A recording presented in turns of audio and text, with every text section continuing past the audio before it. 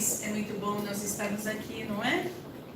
É sempre uma alegria muito grande nós chegarmos numa casa como essa, mercê da grande misericórdia de Deus, que permite que nós possamos vir aqui, numa casa como essa, retemperar a nossa alma, alimentar o nosso coração e conseguir juntos refletir sobre temas tão importantes.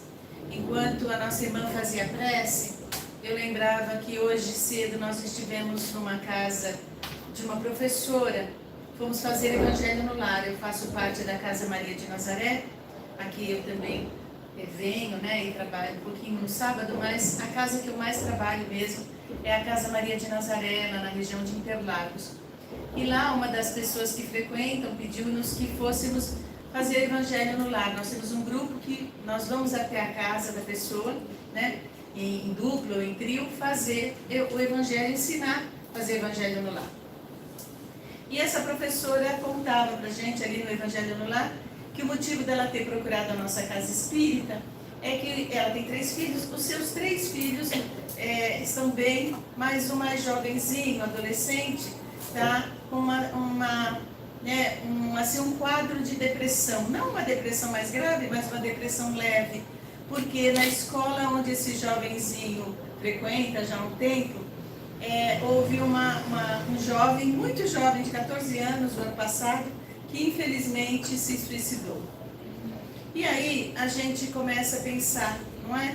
Nossa, isso é uma coisa que parece-nos que está bastante frequente. E o fato do colega ter se suicidado fez com que esse jovem filho dela, que frequenta a mesma escola e que ela, como professora, os filhos sempre estão nas escolas que ela dá aula, né? E aí esse jovenzinho que se suicidou era amigo do filho dela. E assim, teve toda uma comoção na escola. Isso aconteceu nessa escola particular, até uma escola até bem conceituada, e de repente crianças, né, numa escola particular de bom nome, assim, de uma boa qualidade de ensino, e que de repente partem para uma decisão como essa.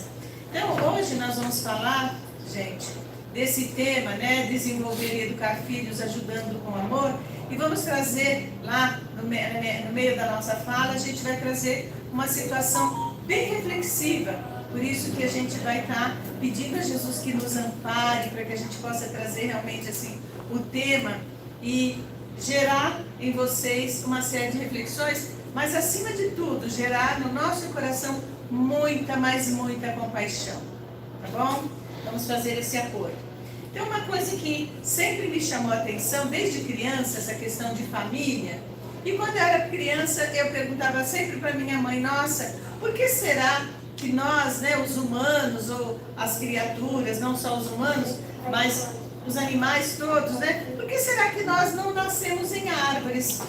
E eu sempre achei, né, sempre pensava comigo mesma, seria muito mais fácil que nós, seres humanos, ao invés de nascermos assim com papai, com mamãe, e toda essa complicação que a gente vê na maioria, não vou falar na totalidade, mas na maioria das famílias. E aí eu ficava sempre pensando, por que será que nós não poderíamos nascer em árvores? E é lógico que a minha mãe sempre achava a ideia muito maluca, e de repente a gente vai crescendo, vai aprendendo, vai entendendo melhor, e com o Espiritismo, mais ainda, nós conseguimos compreender de uma forma bastante clara, né, a grande finalidade divina para que Ele tivesse colocado a gente aqui nesse planeta e organizado os seres humanos, as suas criaturas, em grupos familiares. Não é à toa, isso tem um objetivo maior. A gente que acredita, né, que não só acredita, mas que conhece a reencarnação, a gente compreende a necessidade realmente de nós chegarmos no planeta apoiados por 2 pessoas, tá? Essas 2 pessoas que vêm no papel de papai, no papel de mamãe, e que de alguma forma trazem pra gente uma referência. Senão, necessariamente, muitos de nós, e eu sou uma delas, né, não fomos criados por 2 pessoas, mas pelo menos um deles, né, o pai ou a mãe nos criou. Tá? E quando não o pai e a mãe biológicos, mas alguém tomou para si a tarefa de nos criar, de nos conduzir no primeiro momento, né? E é importante que a gente observe, né, que de repente isso é uma coisa grande, gente. Não só papai e mamãe devem ser honrados e tidos para nós a conta de duas pessoas muito especiais na nossa vida, porque eles trouxeram a gente para o mundo. Não só eles, mas a gente precisa aprender a honrar também os nossos ancestrais, aqueles que foram, né, a raiz da nossa existência, os avós paternos, os avós maternos, os bisavós, e lá aquela, né, pleiades de criaturas, não é? Na nossa árvore genealógica que trouxeram a gente para o planeta. Importante, né? E lá no Evangelho segundo o Espiritismo, no capítulo 14, no item 9, tem uma mensagem muito bonita de Santo Agostinho. E essa mensagem tem um trecho que eu coloquei aqui para a gente começar a nossa reflexão mais direta sobre o papel da mãe, o papel do pai, a tarefa de educar esses filhos. Então, o Santo Agostinho fala lá nessa mensagem dele, ó: lembrai-vos de que cada um... Nossa, gente, eu não estou passando, hein? Desculpa aí. Eu estou passando aqui e não estou passando aí. Desculpa, pai. Né? Aí lá, o Santo Agostinho diz o seguinte, ó: lembrai-vos de que a cada pai e a cada mãe perguntará a Deus: que fizeste do filho confiado à vossa guarda? Se por culpa vossa ele se conservou atrasado, tereis como castigo vê-lo entre os espíritos sofredores, quando de vós dependia que fosse feliz. Olha só, gente, um espírito da categoria de Santo Agostinho, não é? Um grande filósofo da Igreja Católica, que trouxe todo um resgate do cristianismo. Ele vai e ele fala algo depois de desencarnado, porque ele fez parte da falange do Espírito da Verdade, né? A falange de espíritos que trouxeram grandes revelações com o advento do Espiritismo. E ele fala isso pra gente, né? Para os papais e as mamães, que eu até gostaria de saber quantos nós temos aqui hoje, não é? Quantos pais e mães a gente tem aqui? Tá? Quase a totalidade, a grande maioria, não é? A grande maioria de vocês tiveram filhos. E aqueles que não tiveram filhos biológicos, certamente tiveram a tarefa, o encargo, né? Ou de profissionalmente ter subordinados, que não deixam de ser algumas pessoas que também dependem da gente, né? Ou alguma professora que não foi mamãe, mas que teve uma série de alunos. Nossa, já pensou a tarefa? Quer dizer, de repente, aqueles de nós que não trouxemos filhos biológicos para o mundo, mas todos nós, os adultos, temos a tarefa de conduzir outras almas.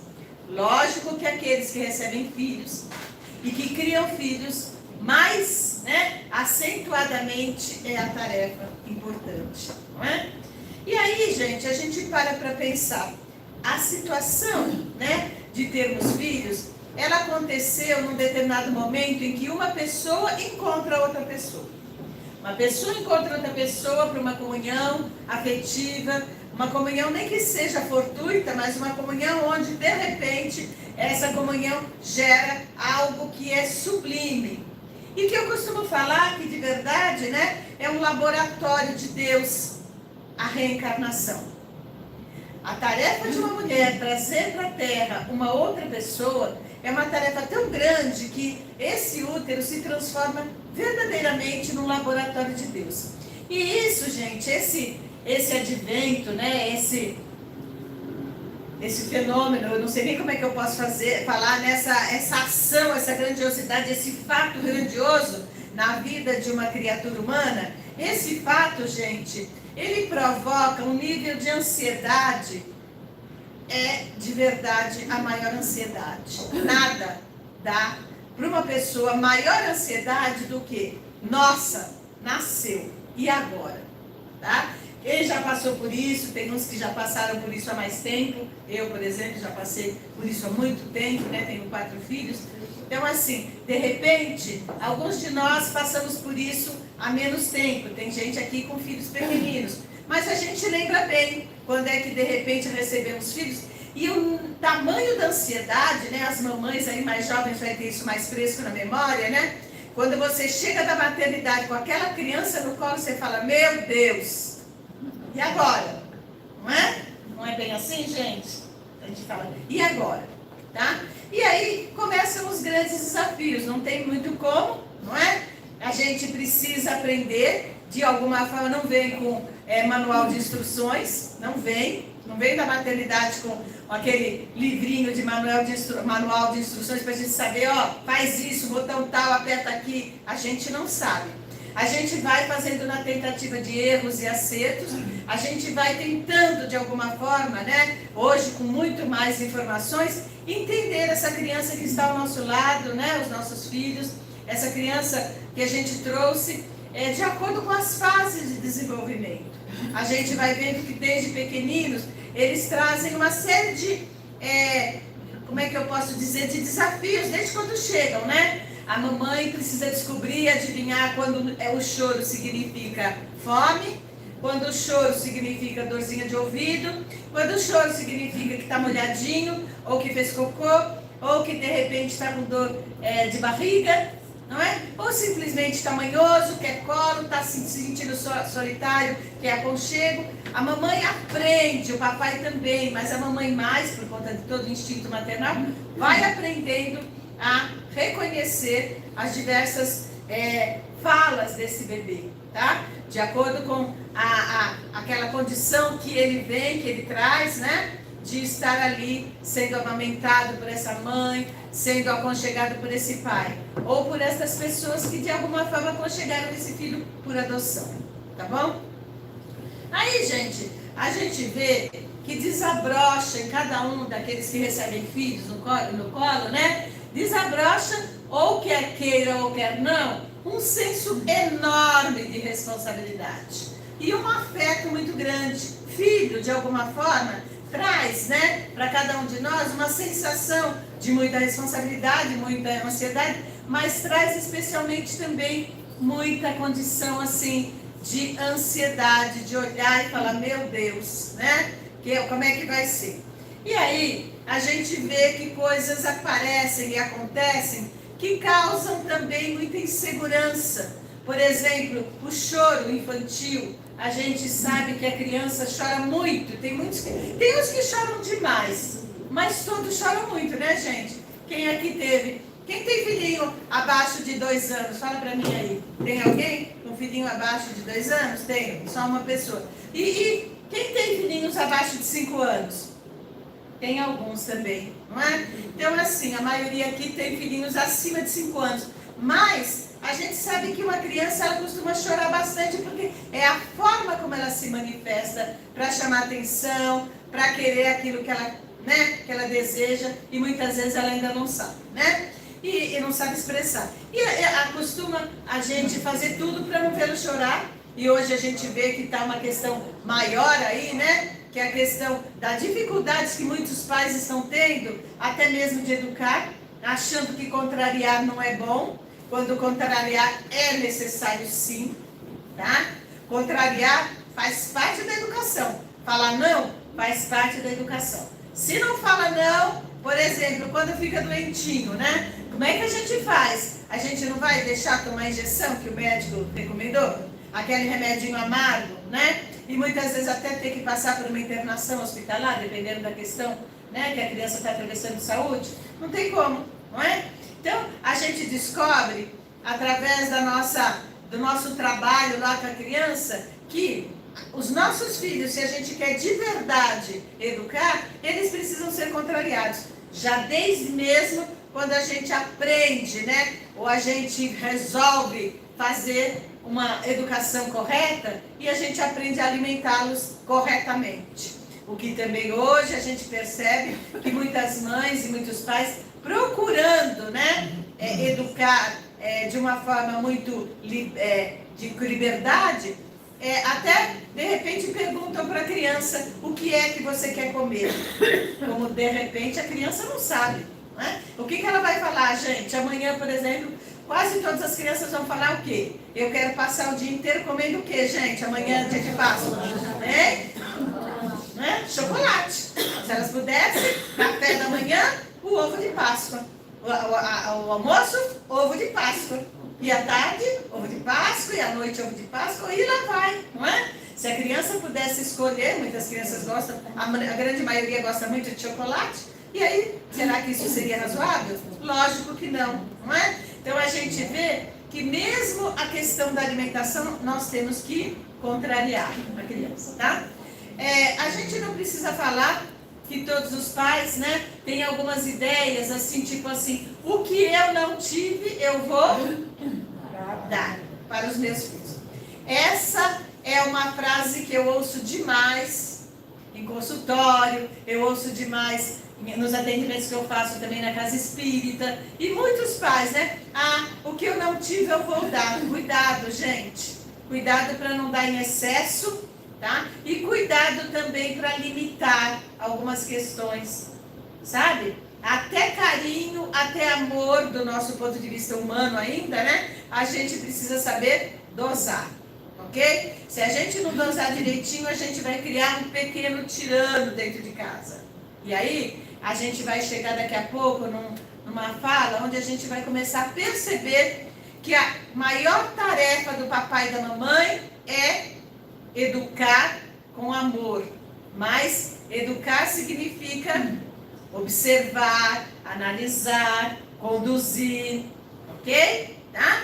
Agora, existem muitos clichês também que são fixados aí na nossa mente e que enchem a gente de desejo. Isso faz muito mal.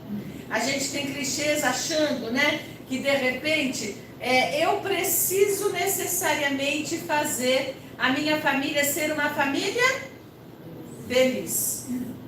É possível, gente, a gente ter o tempo inteiro essas imagens assim, esse jeitão, é possível?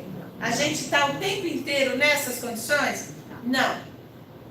Nós, os espíritas, especialmente, que somos, né, o grupo de pessoas na Terra que sabemos e conhecemos os meandros da reencarnação, a gente sabe de verdade que família é um agrupamento de pessoas unidas para que mesmo, gente? Para se acertar, para evoluir, para o que mais?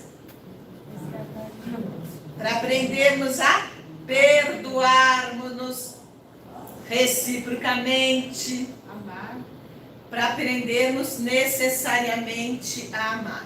Opa, chegamos lá. Essa é a grande proposta. A grande proposta de nos unirmos em família é amar. Aprendermos a nos amar, não é? Aprendermos a princípio a nos respeitar, aprendermos a ter tolerância recíproca. Começa pela tolerância recíproca. Então, eu sou uma pessoa bastante diferente daquela pessoa que convive comigo, às vezes até mesmo dividindo a cama, né? O cônjuge, o parceiro sexual, de repente, é alguma pessoa bastante diferente de gostos, de proposta de vida. Então, é uma pessoa bastante desafiadora.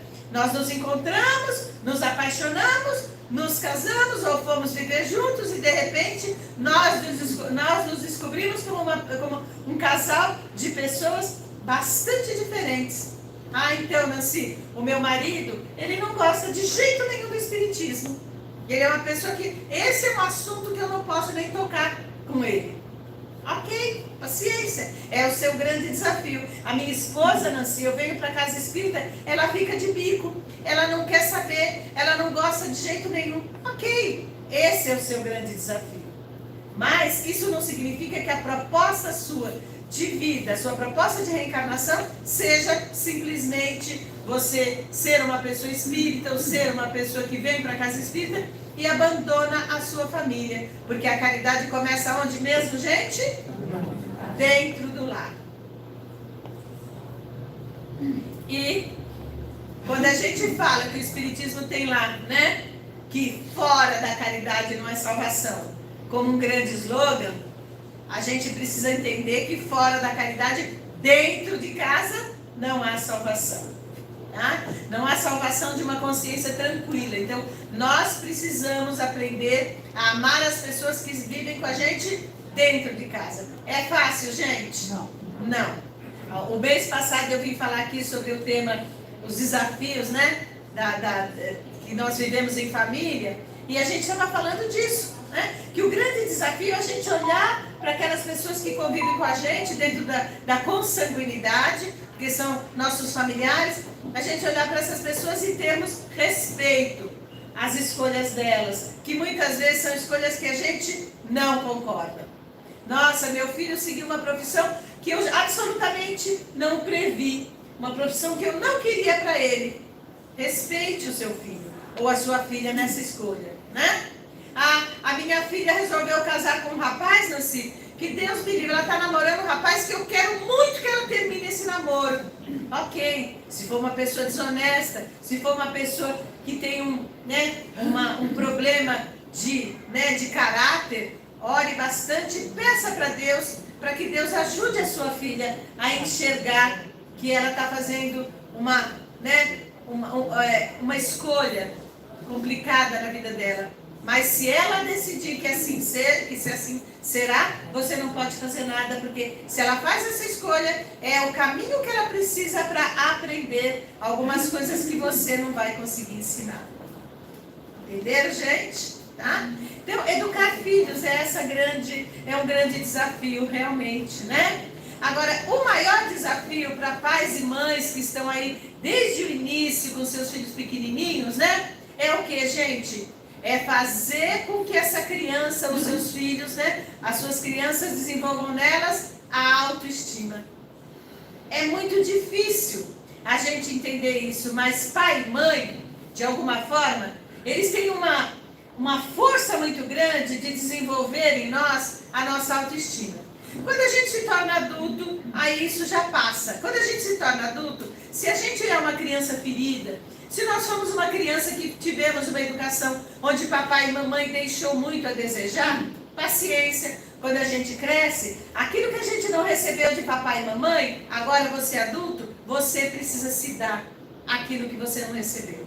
Senão você fica aquele adulto reclamão, colocando a responsabilidade, né, das suas tristezas, da sua depressão, do seu insucesso, né? Você continua colocando a culpa lá no papai e mamãe. Ai, mas eu não recebi isso do papai e da mamãe. Ai, eu não recebi aquilo. Mas quantos anos você tem, Chiquinho? Ah, eu tenho com 57 anos, mas eu não recebi. Eu não tenho sucesso profissional porque a minha mãe e meu pai, eles não gostavam de trabalhar. E eu me vejo preguiçoso, sabe?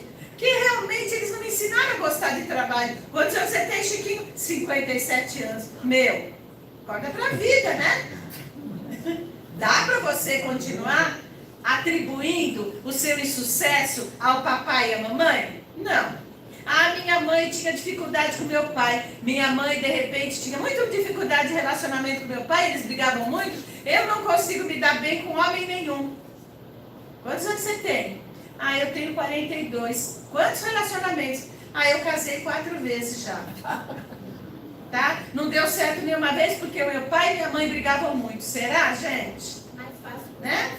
Então, é muito fácil culpar, né? Como diz o Belchior lá naquela música linda que eles Regina canta, né? Cantava, né? Como nossos pais. Então, quer dizer, é muito fácil a gente culpar papai e mamãe, mas a responsabilidade pela nossa vida agora é nossa. Agora, o desenvolvimento da autoestima, papais e mamães, tem tudo a ver com a forma como nós conduzimos os nossos filhos, sim, tá? Então, olha, a capacidade que o indivíduo tem de gostar de si mesmo, tornando-se confiante, amado e respeitado, isso, de alguma forma, tem sim bastante responsabilidade os pais nisso. Depois que os filhos ficam adultos, eles vão buscar uma psicoterapia, um tipo de tratamento, alguma forma de se libertar da baixa autoestima. Mas enquanto pais, nós temos a obrigação de auxiliar os nossos filhos a desenvolverem autoestima. Especialmente quem tem filho aí abaixo de 10 anos, viu, gente? Presta atenção nisso. Presta atenção. O quanto você elogia, o quanto você valoriza o desenho dele que ele fez na escola todo torto. Os meus desenhos são horríveis até hoje. Não consegui, né? A minha letra é um problema grave, que às vezes eu escrevo, se demorar muito tempo, eu tenho que transcrever digitando, porque se demorar um tempo vai ser mais difícil. Eu vou ter que lembrar o que eu estava querendo dizer, não é? Então, assim, a gente tem algumas coisas que a gente tem de limitação, ok, são limitações nossas, só que assim, tem alguns talentos que nós trazemos, graças a Deus, todos nós trazemos muito talento. Então, são esses talentos que precisam ser observados pelos pais, tá bom, gente? Papai e mamãe, observe quais são os talentos dos nossos filhos para investir fortemente nos talentos deles, ok? Tá? Continuando, gente. Então, ó, tem 3 autores muito importantes, né? O Jean Piaget, o Vygotsky e o Vallon. Os 3 são grandes referências, estudiosos da psicologia, da pedagogia, e eles dizem o seguinte, resumindo, ó, a capacidade de conhecer e aprender se constrói a partir das trocas estabelecidas entre o sujeito e o meio. Olha a importância, né? Então, a nossa capacidade da gente aprender, da gente construir, né, a nossa inteligência, a nossa aprendizagem tem a ver com as trocas que nós temos com as pessoas que convivem conosco, ok? Outra coisa, a articulação entre os diferentes níveis de desenvolvimento. Quais são os níveis de desenvolvimento? O nível motor, o nível afetivo e o nível cognitivo, especialmente para as crianças, quando elas chegam aqui, quando a gente chega no planeta, tá? Então, a gente vai se desenvolver motoramente, afetivamente, significa quando e quanto que a gente vai se desenvolver? No sentido de amar, de aprender a ser amado, de se fazer amado, de mostrar a nossa raiva, de mostrar de uma forma correta, né? O nosso desentendimento com a outra pessoa. Então, tudo isso a gente vai aprendendo com a troca que a gente faz com as outras pessoas, tá? Não se dá de forma isolada, mas sim de forma integrada. Nós vamos integrando tudo isso em nós, tanto a parte motora, quanto afetiva, quanto cognitiva, né? Agora, gente, olha que importante, os grandes teóricos da psicologia, que são o Piaget, o Vygotsky e o Vallon, dizem o seguinte: o grande mediador, estímulo e dosador é justamente o amor que a criança recebe no meio em que vive. Aqui a gente faz um parênteses. Agora nós vamos mudar bastante o tema da nossa fala, porque a gente vai falar de alguma coisa que tem acontecido. Infelizmente, em noticiários a gente tem ficado sabendo, não é? Tá faltando o que no mundo, gente? Amor. Tá faltando. E é bom que a gente pare para pensar o que está acontecendo no mundo, né? Porque aí, muitos de nós, os pais, a gente se preocupa demais com o desenvolvimento cognitivo dos nossos filhos. A gente vai e coloca nossos filhos na escola, na melhor escola que a gente possa colocar, tá? Muitos pais se esfalfam para dar a melhor escola, tá? Muitos pais ficam bastante preocupados com o desenvolvimento da nota, né? O desenvolvimento da criança perante os outros. Então, muitos pais perdem, né? Investem tempo aí em ver a nota, as lições de casa. Ótimo, isso tudo é muito bom, tá? Agora sim, é bom que a gente pare para pensar numa coisa. Além do desenvolvimento cognitivo dos nossos filhos, a gente precisa urgentemente observar o comportamento dos nossos filhos. Como é que eles se comportam? As professoras estão de cabelo em pé. As escolas estão recebendo reclamações, uma atrás da outra, porque os pais querem que os filhos não sejam contrariados na escola. Agora há pouco eu falei para vocês, hoje de manhã eu estava num lar, fazendo evangelho no lar, com uma professora de escola particular. Escola boa, viu, gente? Nada barato a mensalidade. E o que quando ela chama a atenção das crianças dela de 10 anos, 11 anos, que ela dá aula, né? O que as crianças falam? Muitas crianças. A minha mãe falou para você não falar comigo desse jeito, não falar comigo, não me dar bronca, não me falar nada dessas coisas que eu tenho que fazer, não ficar vendo o que eu fiz de errado, porque a minha mãe paga essa escola, tá?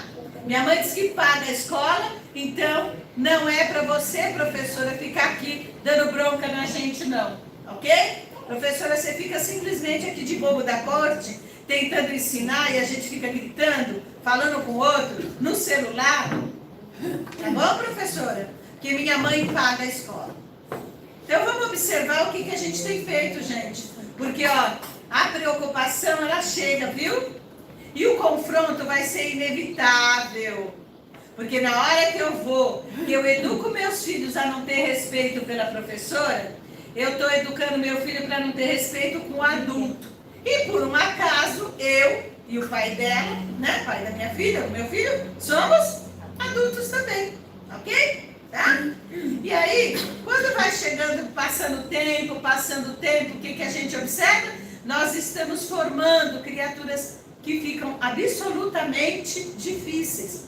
É natural, mais do que natural, que chega um período de adolescência, existe sim um processo de autoaceitação, de autoafirmação, tá? Existe o emergir, né, o eclodir da sexualidade, que é outra coisa bastante difícil, porque muitos pais acham que ok, a filha e o filho podem ter total liberdade sexual, trocar de parceiro quantas vezes se fizerem necessárias. Será, gente? Será? Vamos parar para pensar? É saudável, gente? Ah, Nancy, desde que se previna para não pegar uma doença sexualmente transmissível, ok.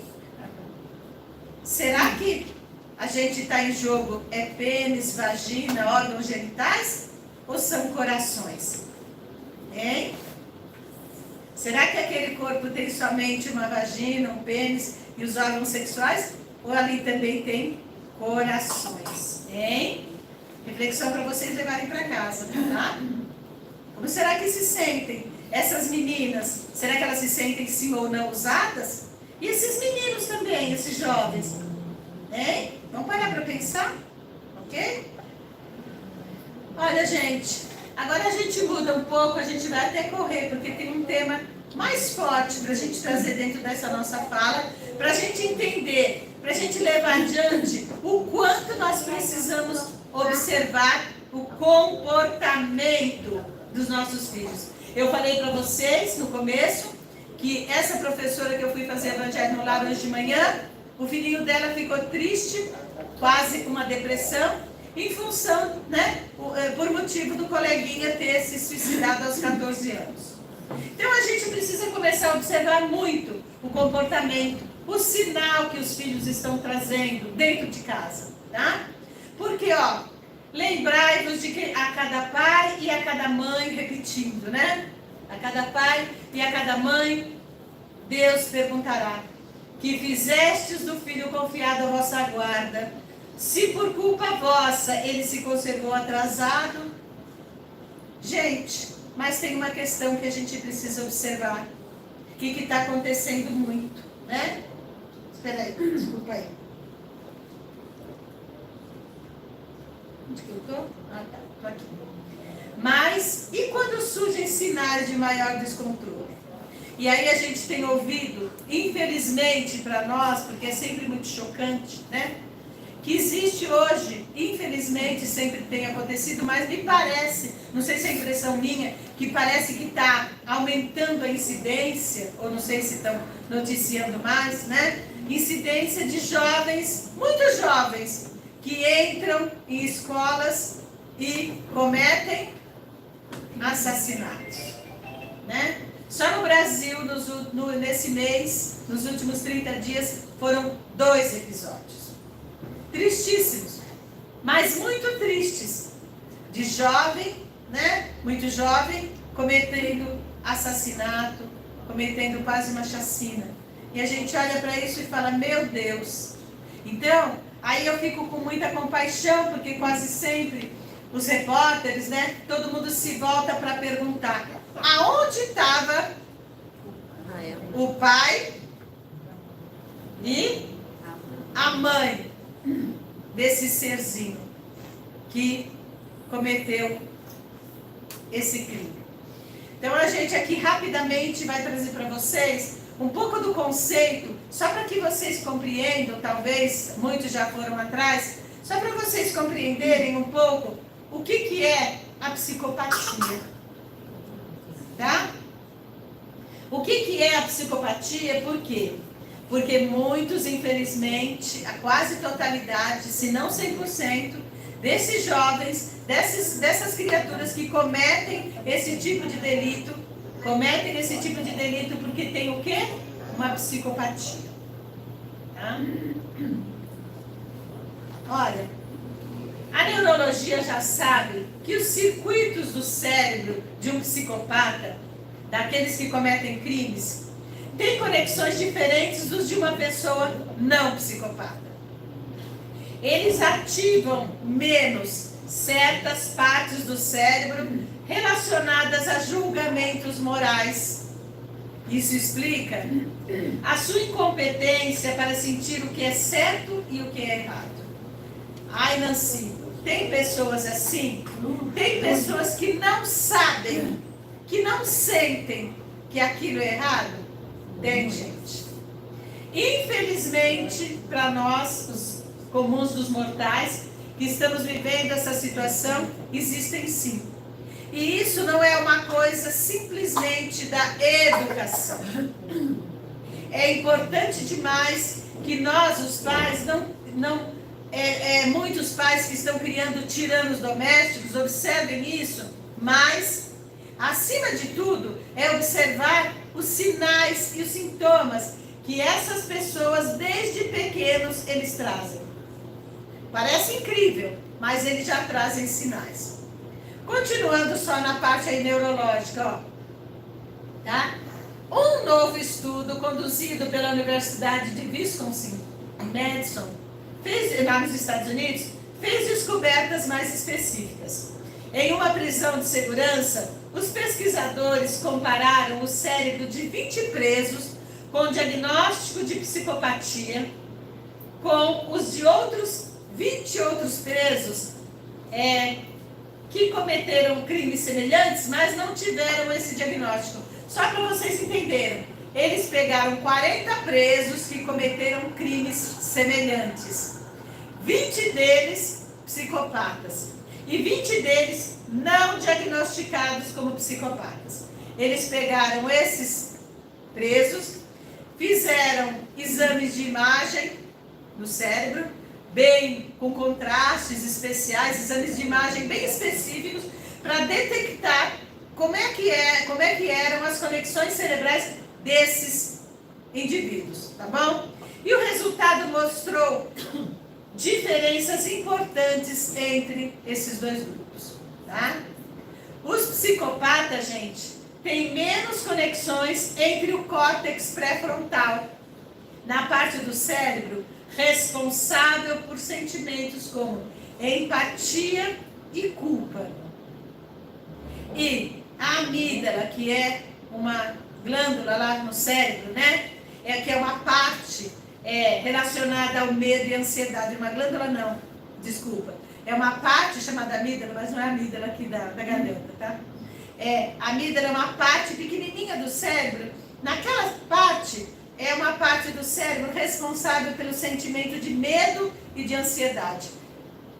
Resumindo, as conexões, quer dizer, a conversa, né, entre a parte cerebral que tem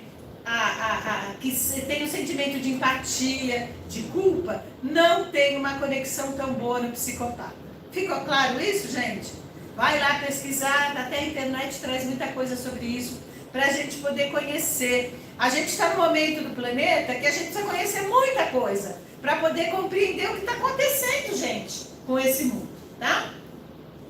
Agora, o que é importante a gente saber, gente? Ó, psicopatas, gente, não podem ser só deliberadamente criminosos. Isso é um equívoco. A gente acha que psicopata só são as pessoas que cometem crimes hediondos. Não, isso não é verdade, tá? Existem sim os psicopatas criminosos, mas há também aqueles que sequer praticam um ato de violência física. Prestando bastante atenção. Tem muita gente psicopata que convive com a gente e que não serão nunca criaturas que são criminosas ou que se tornarão criminosas. Mas seus crimes, entre aspas, são emocionais. Por quê? Porque são pessoas que matam a paz, matam a alegria, matam a autoestima de muita gente. São os narcísicos, são as personalidades narcisistas, são egocêntricos, são aquelas pessoas que têm outro nível de psicopatia, ok? Tá? Então eles podem ser nossos chefes, nossos colegas de trabalho, pode ser pessoas públicas, assumem cargos do governo, muitos e muitos e muitos mais do que a gente sabe, né? Pessoas públicas renomadas, em nossa família tem muitos deles, às vezes, ou alguma família tem, né? E muitas pessoas, infelizmente, se relacionam com psicopatas sem saber. E esses psicopatas são aqueles que produzem o quê? Relacionamento, que eu falei o mês passado, relacionamento tóxico, relacionamento abusivo. Você às vezes está se relacionando com uma pessoa que é psicopata.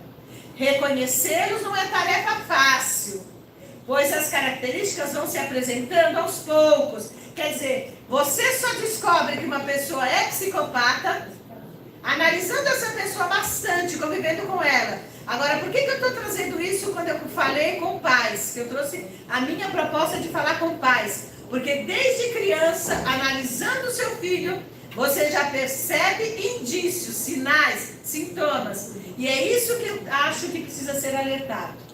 Observe a sua criança, observe o seu adolescente e veja claramente que tipo de comportamento ele traz, para você ajudá-lo a se tratar. Tem tratamento, gente? Tem quando é criança. Antes de entrar na adolescência, tem sim. Você trata, você educa, para não se perpetuar e aquilo não ficar do jeito que ficou. Ok? Tá? Agora, uma observação bem detalhada, você vai perceber. E eu trouxe aqui algumas coisas, como sinais. Olha lá, tá? Vamos lá. Primeira coisa, gente, ausência de consciência emocional. Importante entender que sua crueldade emocional não é algo premeditado.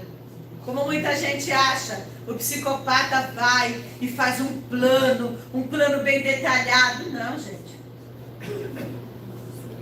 Quem faz isso é criminoso comum, tá? O psicopata, ele age assim, ó, que nem um relâmpago. Ele faz como se fosse um vômito. Ele vai lá e ele despeja aquela agressividade.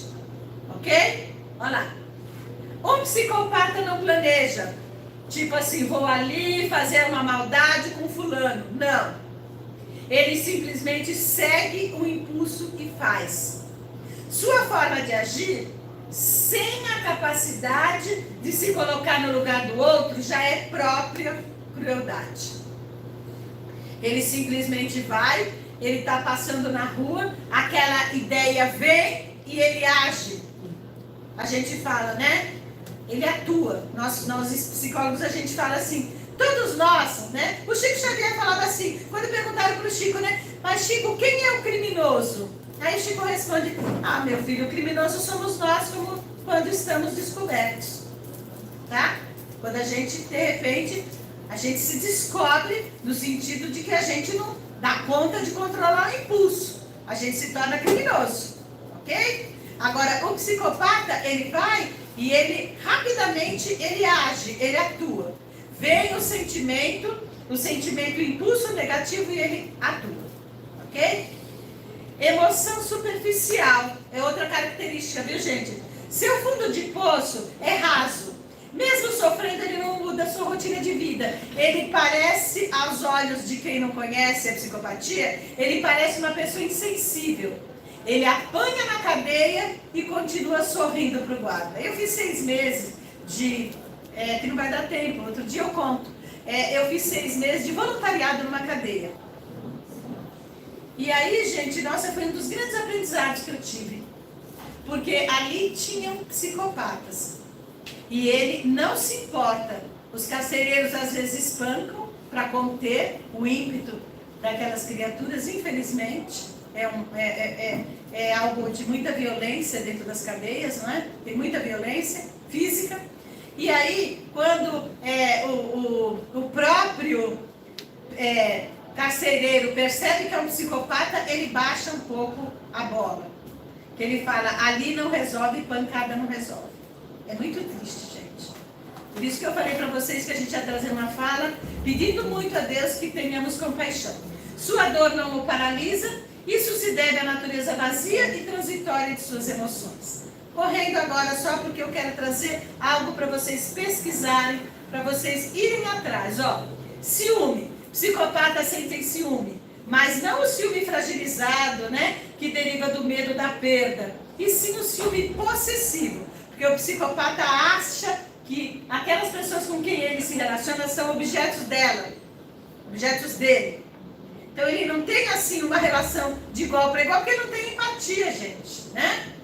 Aquele que está voltado para o jogo do poder, ele acha que é poderoso, né? Sobre aquela pessoa. Eles têm dificuldade em manter o combinado, eles fazem um combinado, pode ser até mantido por um tempo, porém cai por terra num curto espaço de tempo, se for algo que exige esforço da sua parte. Então o psicopata, ele simplesmente faz um combinado e ele muda o combinado. Outra coisa muito forte no psicopata, ele se vitimiza, presta atenção, ele é manipulador, altamente manipulador. Vitimização é um forte artifício de manipulação. Uma história triste é contada por ele, né, para comover o outro e justificar alguns dos seus comportamentos inadequados. Então, quando ele é descoberto por alguma falha dele, ele conta uma história triste, sempre se vitimizando. Presta atenção se você conhece gente assim, tá? Não é um sintoma só, tá, gente? É o conjunto dos sintomas. A ausência de empatia, já falei para vocês. Ele nunca se coloca no lugar do outro e por isso fica muito evidente, né? Isso aumenta à medida que implica em modificar seu comportamento. Podem até existir falas de concordância, fazendo de conta que ele concorda com você, que ele está te entendendo, mas isso é falso.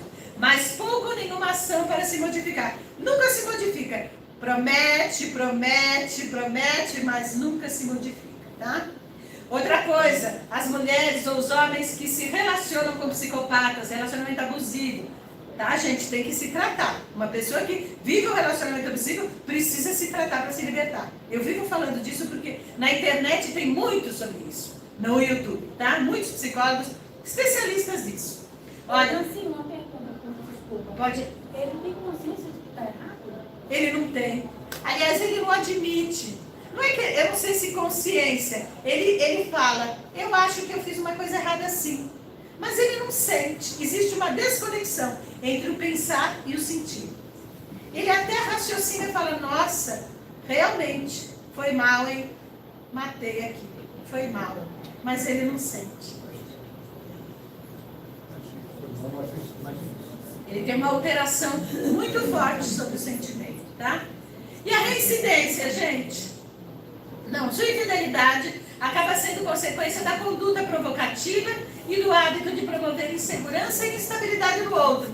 Então ele precisa o tempo inteiro provocar o outro, por isso no caso de psicopatas quando se relacionam com o parceiro, eles são infiéis.